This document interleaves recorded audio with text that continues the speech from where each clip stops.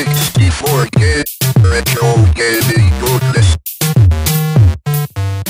Hey, Bastish BF for 64K and welcome to a special episode. This one is called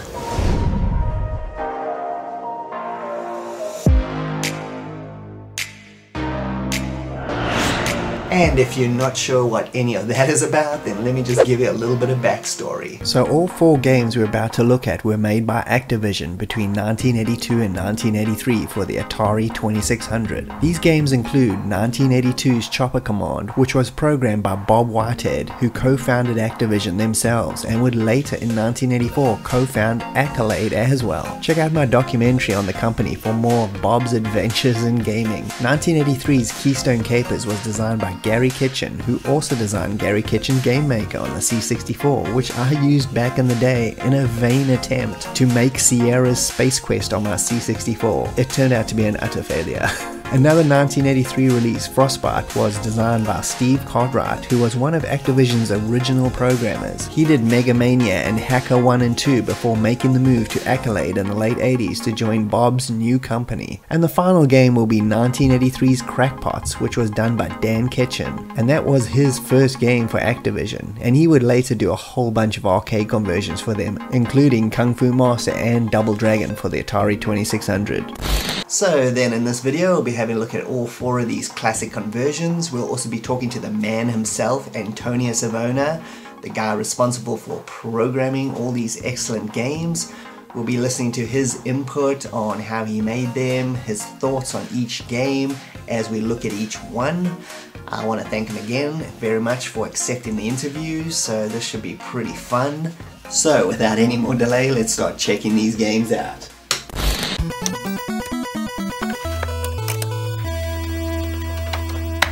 First up is Chopper Command. If you've got the guts, we've got the game. Chopper Command by Activision for the Atari Video Computer System. Here's a little look at the Atari 2600 version for comparison.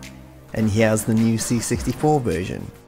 As you can see, the graphics have a nice upgrade while not going too far and making the game unrecognizable. I first played this at a friend's house and I was quite jealous, to be honest. As you can see, it's a Defender clone, but a very good one. I asked Antonio what was his spark or reason that made him decide to convert these games to the C64. Well, I guess the spark has a name, and the name is Stephen Day, aka Steve86. He's the one who put the band together, so to say, and introduced me to these games that I really didn't know that well. In fact, I was not particularly interested in doing conversions before he suggested it, but he mentioned that both himself and Soulcross would be on board for these projects.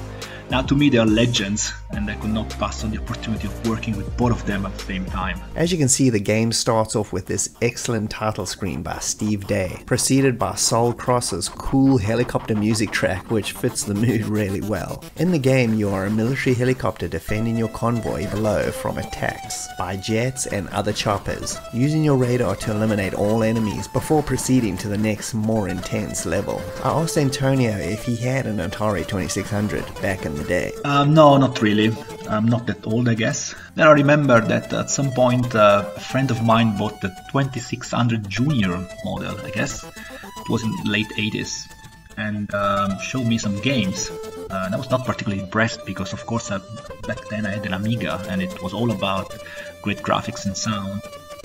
So I completely overlooked those games. Overall, it's a fun blast. It takes the best elements of the arcade Defender and makes an addictive game. And this C64 version is spot on in the gameplay department, making it one of my favorites of this bunch. Chopper Command by Activision. The second release was Keystone Kapers. Keystone Kapers, designed by Gary Kitchen for Activision. Here's the original Atari version, followed by the C64 one. This one's graphical upgrade hits the perfect spot in terms of honoring the original but still updating it perfectly. I remember playing this game at a department store where they had an Atari 2600 set up for promotions. Despite enjoying the game, my dad and I decided that Return of the Jedi was the purchase of the day. I asked Antonio, out of all the 2600 games that weren't converted to other systems, what was it about these Activision classics that made him decide on them? Well, we started with Chopper Command because that one was Steven's favorite from his childhood. Now that should have been the first and last one, because we didn't have any plans to do a series of conversions. I had never heard of that game, and as I said, I only started to do it because I liked the team. I really wanted to work with Steven and Saul. But then when I started all the prep work, playing the game, reverse engineering it, trying to understand all the patterns and stuff. So purely from a coder perspective, I understood what kind of masterpiece that game is. So I understood also that Activision developers from that era, from the early 80s, were really the stuff of legend. They were so ahead of their time. So when we released Chopper Command and got great feedback from the community, we thought we would do more. And so we just listened to what people wanted, basically. I guess we did requests. And Keystone Kapers came next, and then Frostbite, and then finally Crackpots. And there are of course more games that people asked for, but I guess you have to draw a line at some point. We have another awesome Steve Day title screen that mimics the original box art, and a really bouncy fun Soul Cross tune that's my personal favorite of the collection. The goal of the game is to capture a thief as he flees the department store. He's got a head start, and you've got to dodge, jump, and make your way towards him as quickly as possible before he gets away. I asked Antonio what his role was in the making of these games, and asked if he could tell us a bit about the other team members. I was the programmer, so I wrote the code for the game, but also did some reverse engineering of the originals, as it's the case with conversions. Then Stephen Day did all the graphics for these productions, and he also kind of played the role of the product manager, I guess.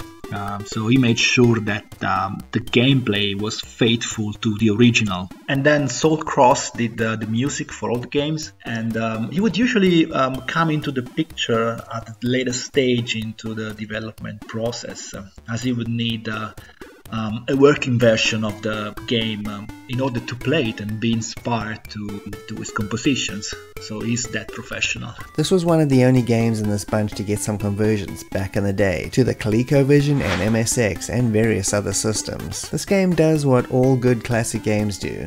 It's simple, fun, and constantly adds new elements to the plate as you get further. Really nice graphics, and the gameplay again is spot on perfect.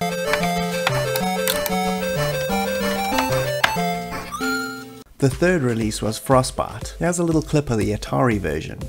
And now the C64 update, which again draws a very fine line between being faithful but giving the game that C64 graphical look. I don't honestly recall playing this game back in the day, although when I loaded up this C64 version, it felt very familiar. Could just be that it's Frogger style gameplay that has my nostalgia sensors going off the chart. I asked Antonio how long it took roughly to complete each game.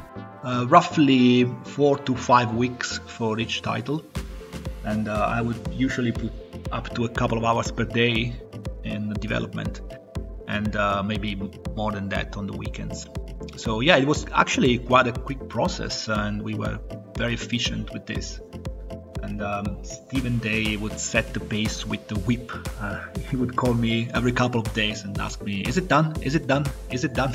So we got Steve Day's best title graphic for this entire collection, capturing that box art and especially those cool blue color tones oh so well. And Soul Cross nails it again with another bouncy tune that has me thinking of old arcade games like Snow Brothers and Bubble Bobble every time I hear it. The goal of this Q-Bert style game is to build an igloo as fast as possible to escape the stage. You need to jump around the ice drifts to grab 15 bricks while avoiding birds, crabs, and even polar bears to complete your igloo. Take too long and you'll freeze to death, so no pressure. I asked Antonio what was the hardest part about remaking these for the C64. By far the most difficult part was to capture the gameplay of the originals. Because you see, these games are not really complex, they're in fact very basic. And it's very easy to put together the few objects that are moving on screen, add a couple of sounds, and you get something that looks like the original, but then you play it and it doesn't really feel right. So we reached out to the Atari community and asked if someone wanted to help and just work as testers basically, and there were plenty of people who were willing to support us, and so we just released few beta versions of the software, and they would play it and give us feedback and point us to those minimal differences that I could not notice, but they are so important for the gameplay. And yeah, after that I would just release the game when they would guarantee me that it was perfectly equivalent to the original. Visually, this is one of the best games in this collection, with again very tight gameplay that flows oh so well, and another excellent earworm tune from Soulcross.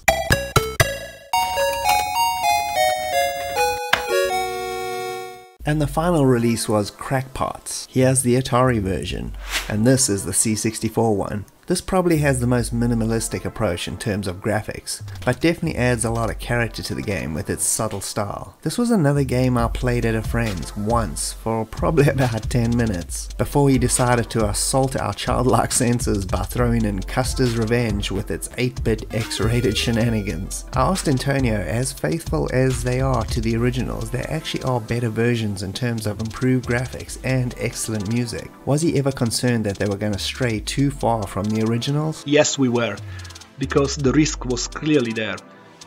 The first thing we did was, of course, to improve the graphics and the sound, because that's what the Commodore 64 user expects from a game on this platform. But other than that, we kept the gameplay faithful to the original. We tried not to modify anything else. The temptation to do something else was clearly there. I'll give you a couple of examples. The first one is Keystone Kapers.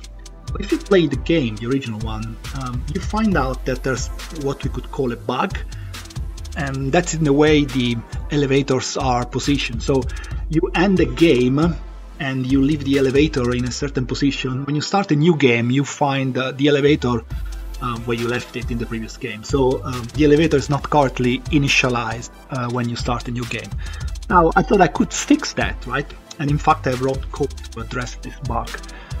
But then you start playing the game and you find out that it just doesn't feel like the original. So you really want to keep even this kind of glitch there, and you don't want to do anything about that. Another example is Frostbite, specifically the way the bear attacks you in later levels. Now there's an area in the game that is known as the safe spot, and it's a specific area of the screen where you can park your hero and be sure that the bear will not reach you there. So you're basically invincible.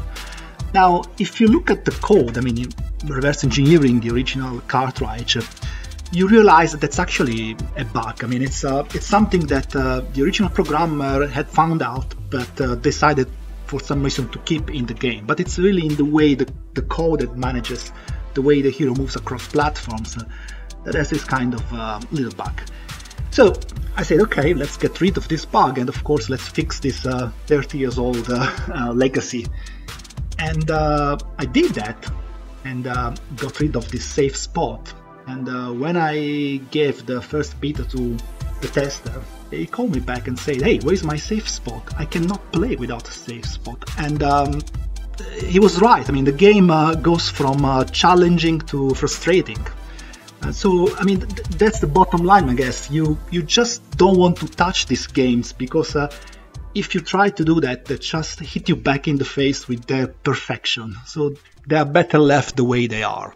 Another nice Steve Day interpretation of the box art, and Soulcross giving us a more whimsical carnival type tune that fits the madness of this game quite well. The plot of the game has you defending your apartment from a bug attack as they attempt to eat the building down to its core. So you have to defend yourself by naturally throwing pots at bugs. I think Dan Kitchen may have laid off the pot and indulged the crack before coming up with the idea for this game. I asked Antonio if there's any favorites from this bunch that he enjoys playing himself. The one I play the most is probably Keystone Kapers. It has great graphics, the gameplay is impeccable, but the reason I go back to it every so often is probably the music. I think that Soulcross really outdid himself. He created such a catchy tune. I mean, I never have enough of it. The one I enjoy the most though is Frostbite. I think it's a great game. It's just so much fun to play. Overall, Crackpots is the lesser of all the other ones for me anyway. The team did a great job again, but I think the source material is just not as solid as the other games. It gets boring real quick, but playing it in short bursts still can be quite a fun time waster. And so after checking out all these games, I still bugged Antonio with a few more questions. So my final question I asked Antonio was if he had any plans to do any more Atari 2600 conversions. There's another one that we were developing some months ago, and it's Pressure Cooker. That one is currently on hold because I've been distracted by other projects, but we'll resume it for sure at some point. That will be the last one though. And I also asked where's the best place to follow you and find out more about your latest C64 work. I'm on Twitter, where I mostly post about my games, really. And then the usual Commodore 64 groups on Facebook, where also Steven and Soul are very active.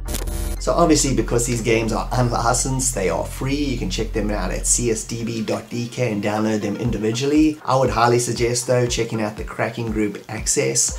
They just made a recent compilation of all of these. They're all 4 of them into one file. Not only that, they're available on the D64 file, cartridge, Easy Flash, so you can use it on your C64 Mini, Maxi, Real C64, VAS, etc, etc. It's the best way to experience it, but you've got everything in one file. Not only that, it's got an excellent trainer menu to cheat if you want, high score table, instructions for every game, all available in that one little package. So I'll leave a link in the description, so just check it out. It'll take you straight to the download of that pack. And I just want to thank Antonio again for his input in this video. Hopefully we'll hear from him again. And thanks for joining me, Bastish B at 64K. I hope you had a good time. If you can like and subscribe, that'll be greatly appreciated. And I'll see you next time. Cheers.